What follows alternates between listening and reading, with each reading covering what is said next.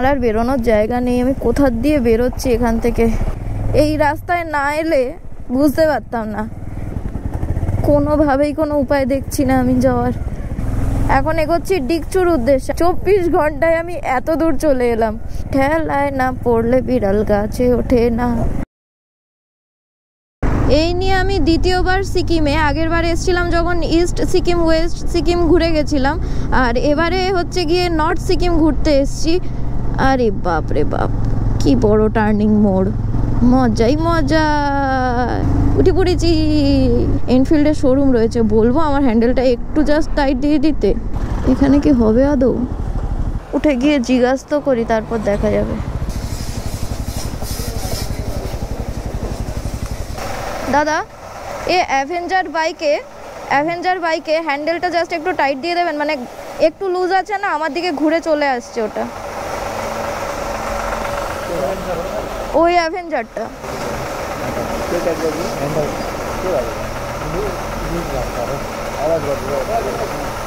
মানে যখন টাইট দিয়েছে ভালো করে টাইট দেয়নি, অল্প জাস্ট একটু টাইট দিতে হবে।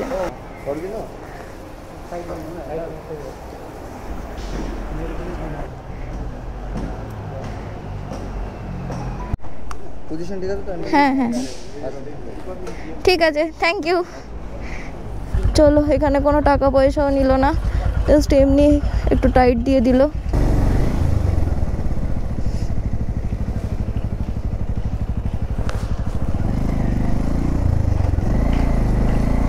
আমার পারমিটটা হয়ে গেছে বন্ধুদের সাথে। দেবায়ন আমার আগে আগে যাচ্ছে, ও আমার পারমিটটা ওই করিয়ে নিয়েছিল। ডেটটা কিন্তু 10, 11, 12 নেওয়া ছিল। ওটা আমার 11, 12, 13 করলে হয়তো বা ভালো হতো। ওরা আমার জন্য মনে হয় এখন ফেসে গেছে, ওরা আমাকে ছেড়েও যেতে পারছে না, ওরা ওখানে ওয়েট করছে। এবার ইউটিউবারদের প্রতি একটা লোকের ধারণা রয়েছে যে ইউটিউবাররা মনে হয় ভিডিও বানাবে বলে বেরোয় আর বেরিয়ে পড়ে রাস্তায় দেরি করে। আরে ভাই, যেই সিচুয়েশনগুলো হচ্ছে ওগুলোই ভিডিও করে দেখাচ্ছি। ভিডিও করতে করতে লেট হয় এটা নয়, ভিডিও করব বলে লেট করছি এরকম কিছু না। যারা যারা ভিডিও ক্রিয়েটাররা আমার ভিডিও দেখছো তারা হয়তো বুঝতে পারছো, ভিডিও যারা বানায় না তাদের সাথে রাইড করলে ঠিক কী গণ্ডগোলটা হতে পারে। তাদের তো রেকর্ড করার কিছু নেই, হয়তো ফোন বার করে কয়েকটা ছবিই তোলে, কেউ কেউ আবার ছবিও তোলে না, জাস্ট মনের আনন্দের জন্য রাইড করে। আর যারা ভিডিও ক্রিয়েট করতে একবার শুরু করেছে তাদের থেকে মানুষের এক্সপেকটেশন থাকে কি ভিডিও বানাও, সুন্দর জায়গাগুলো ঘুরছো যদি শেয়ার করো। তো এই এক্সপেকটেশন তো আছেই, আবার নিজের ভালো লাগাও রয়েছে যে হ্যাঁ আমি এইসব জায়গাগুলো রেকর্ড করতে অভ্যস্ত, যে সুন্দর জায়গা দিয়ে যাচ্ছি। যে আমি তো অন্তত ভিডিও করার জন্য লেট করি না। আবার আমি সবার আগে পৌঁছাবো বলে জোরেও চালাই না, আমি জাস্ট আমার রিদিমে চালাই। কলকাতা টু শিলিগুড়ি প্রথম দিনেই গন্ডগোল হয়ে গেল, দ্বিতীয় দিনে এই সব চলছে, হ্যান্ডেল ফ্যান্ডেল সব ঠিকঠাক করতে করতে যাচ্ছি। এবার যখন এই টানেলটা ক্রস করছিলাম তখন এই লাইটটা জ্বলছিল না, এবার ন্যাশনাল ফ্ল্যাগের সেম কালার করে এই লাইটগুলো লাগিয়েছে। দেখো কি সুন্দর, তিরঙ্গার ভেতর থেকে যাচ্ছি, লা লা লা লা লা লা লা লা লা। আগের বারে এইসব লাইট ফাইট লাগানো ছিল না, এবারে লাইট লাগানো হয়ে গেছে। আমাদের ওয়েস্ট বেঙ্গল বেশ সুন্দর, কিন্তু মেনটেন করতে পারছে না, পুরো সিস্টেমটাই করাপ্টেড হয়ে গেছে। Welcome to Sikkim.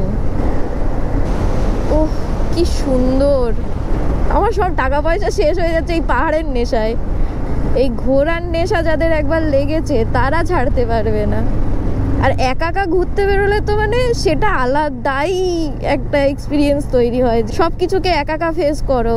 আপাত দৃষ্টিতে মনে হবে হয়তো সোলো রাইড করছি, বাট এই রাইডের পেছনে অনেকের আশীর্বাদ, অনেকের সাপোর্ট, অনেক কিছু আছে।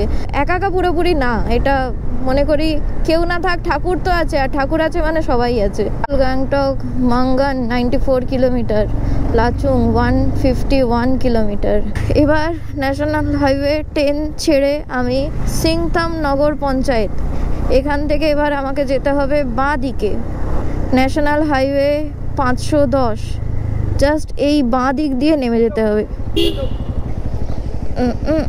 আরও 40 কিলোমিটার বাকি মাঙ্গান ঢুকতে। এখন তেল ভরবো না, মাঙ্গানে ঢুকেই তেল ভরবো, আর কিছুটা তেল দেবায়নরা ক্যারি করবে। আমি যদি পৌঁছাই গুরুদংমার সেটা আলাদাই অ্যাচিভমেন্ট হবে। মানে এতদিন ওয়েট করতে করতে করতে করতে আলটিমেটলি একটা সুযোগ হয়েছে, এই সুযোগ আমি হাতছাড়া করতে চাইছি না, যে কারণে এত ডেসপারেটলি আমি সব কিছু করার চেষ্টা করছি। কেমন কেমন রাস্তার অবস্থা, একটুখানি কষ্ট করেই যেতে হবে, সামনে রাস্তা আরো খারাপ রয়েছে। অ্যাডভেঞ্চার তো শুরুর থেকেই শুরু হয়ে গেছে। ডিকচু রোড দিয়ে যেতে হবে আমাদেরকে, অন্যান্য রাস্তাগুলো এখন বন্ধই রয়েছে। আমি কাদার উপরে গো,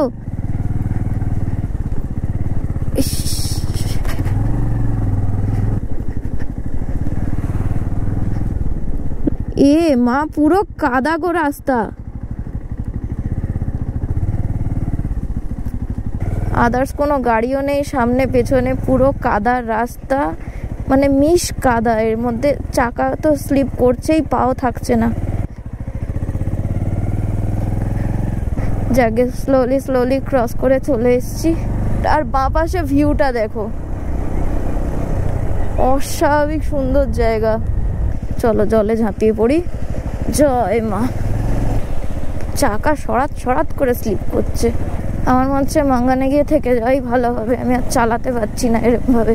কি অবস্থা, সব জায়গায় এরকম প্যাচ প্যাচে কাদা জড়ানো, কোনো কোনো জায়গায় পুরো ঘোল হয়ে রয়েছে রাস্তা জুড়ে, মানে কাদার ঘোল। শহরাঞ্চলে এরকম রাস্তা হয়, এটা তো পাহাড়ি এলাকা, এখানে মেনটেন করা তো একটু কঠিন। ছোট্ট ছোট্ট স্কুলের বাচ্চাগুলো কি সুন্দর যাচ্ছে, স্কুল ছুটি হয়েছে। এদেরকে দেখলে নিজের স্কুল বেলার কথা মনে পড়ে। ও বাপরে, ও বাপরে, ও বাপরে, এটাও বাকি ছিল। এবার আমি হাসবো নাকি কাঁদবো? কি কি হচ্ছে ভাই? যাবো, যেতে বলছে যাই। থেকে ডিকচু 16 কিলোমিটার। এখন তো লাচেন যাওয়ার জন্য ডিকচু হয়েই যেতে হচ্ছে। South Sikkim north Sikkim. दादा डिकचू किस तरफ है? ऊपर। मानाम चुंगथांग लाचेन लाचुंग।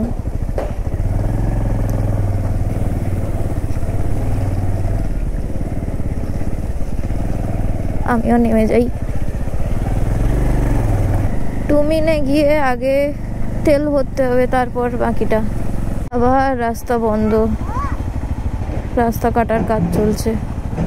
ধুস, আমার আর বেরোনোর জায়গা নেই। আমি কোথা দিয়ে বেরোচ্ছি এখান থেকে? ডালপালা, গাছ গাছালি। আরে ইয়ার, কাদার মধ্যে পাটা ঢুকে গেল।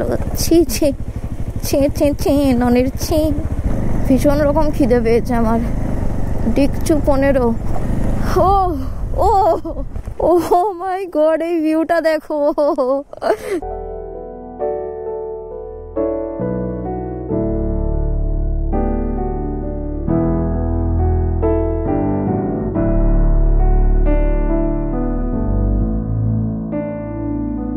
এরকম অস্বাভাবিক সুন্দর একটা ভিউ দেখে যদি আমি না দাঁড়াই, তাহলে আমার পাহাড়ে আসার কোনো মানেই ছিল না। আমি এখন ক্রস করছি কোকালে খোলা ব্রিজ। ই মা, কাদাগুলো ছিটকে আমার মুখে লাগলো। আবার কালকে বৃষ্টি হয়েছে, দিয়ে এই কারণে রাস্তাগুলো দই তৈরি হয়ে গেছে। হ্যাঁ, সিকিমের ঠিক কতটা ক্ষতি হয়েছে এই রাস্তায় না এলে বুঝতে পারতাম না। আগের বারে পেলিং গেছিলাম যখন, ওই দিকটার এরকম অবস্থা না। ইস্ট সিকিম, ওয়েস্ট সিকিম এতটা খারাপ অবস্থা না, যতটা নর্থ সিকিমের অবস্থা খারাপ। কতটা করে রাস্তা পুরো কাদায় ভর্তি। এদের চাকা অনেকগুলোই ফলস ঘুরছে।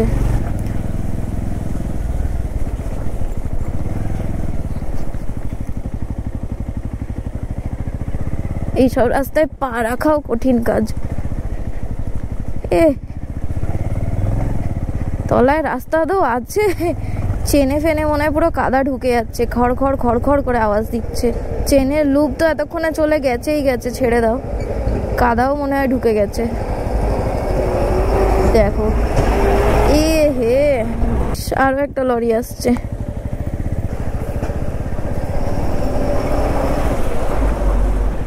আমি কোনো রাস্তাই দেখতে পাচ্ছি না এখানে, পুরোটাই কাদা। চাকাগুলো না সর সর করে সরে যাচ্ছে। এই দেখো, রাস্তায় চলতে চলতে একটা আবার ঝর্ণা দেখতে পেয়েছি।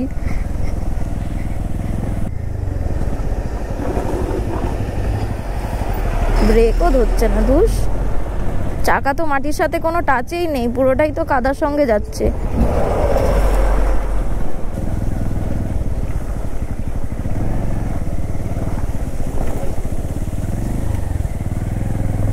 আমার মনে হচ্ছে এক্ষুনি জল মেরে চেনটাকে ক্লিন করি।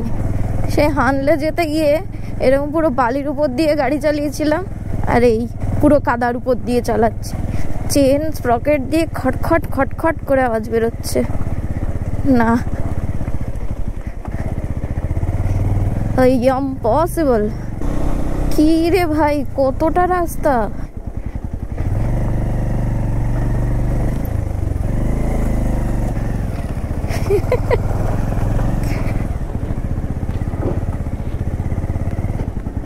কোনোভাবেই কোনো উপায় দেখছি না আমি যাওয়ার।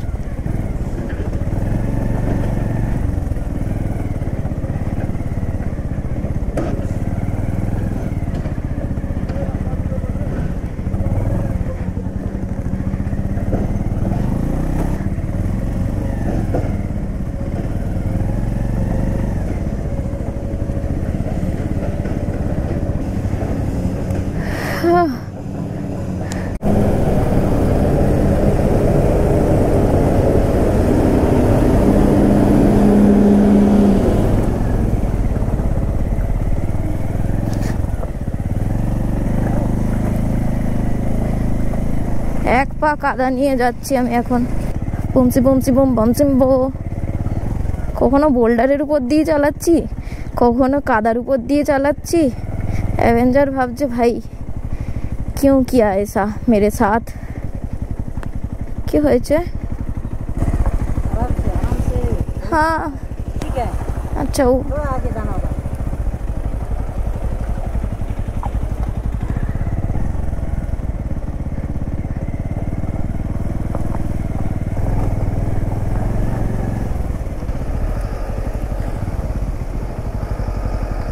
একটা গাড়ি যেতে গেলে অন্য গাড়িরা পেছোতে হবে। এইভাবে পরপর 3খানা গাড়ি পিছাচ্ছে আর আমরা এ পাশ থেকে 4খানা গাড়ি এগোচ্ছি। মানে আমাকেও গাড়ির মধ্যেই ধরেছি আর কি। এরা না পিছালে আমরা এগোতে পারবো না। মাঝখানটায় কাদার মোটা স্তর দেখো। ওয়ান্স এগেইন কাদা রাস্তা। কতগুলো এরকম রাস্তা পেরোলাম।